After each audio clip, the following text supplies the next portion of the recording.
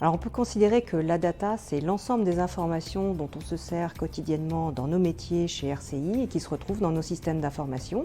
Et la donnée, c'est plus particulièrement une brique élémentaire de cette information. Ça peut être un nom, un identifiant ou le modèle d'un véhicule par exemple. Imaginez notre architecture informatique comme un réseau routier avec des sentiers, des départementales, des autoroutes.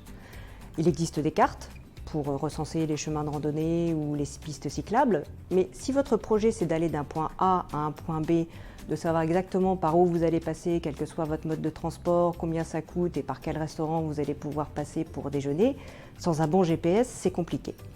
Eh bien, la gouvernance des données, c'est exactement ça, c'est le GPS de nos systèmes d'information. Alors, ça implique une organisation, des rôles et des responsabilités nouveaux dans l'entreprise, une méthode, des outils.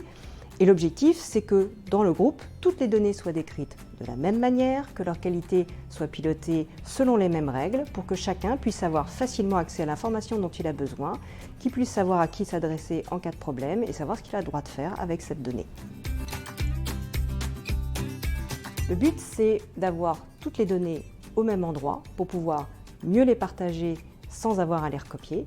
Ça va faciliter l'accès, réduire la charge de travail pour améliorer la qualité de ces données puisqu'on n'aura à le faire qu'une seule fois. Au passage, on pourra ainsi mieux garantir la sécurité informatique ainsi que la conformité.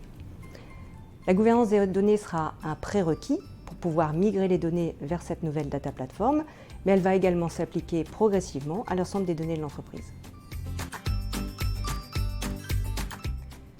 Les premières données que nous avons mises sous gouvernance sont celles qui servent à la titrisation. Ça nous a permis de commencer à travailler sur des données comme le VIN, qui est l'identifiant unique des véhicules, ou le grammage de CO2. Et nous avons confirmé par la suite qu'elles étaient utilisées dans beaucoup d'autres cas d'usage, mais avec des sources d'informations différentes. C'est le cas par exemple du calcul des valeurs résiduelles ou des futurs reporting qui vont être exigés par la BCE. Ça nous a donc permis de commencer à travailler sur un référentiel de données, c'est-à-dire un endroit unique où va se trouver la bonne donnée, la donnée de référence. Et ce référentiel est en cours d'industrialisation sur la nouvelle data platform. C'est un excellent exemple de ce qu'on appelle le Collect Once, Use Many.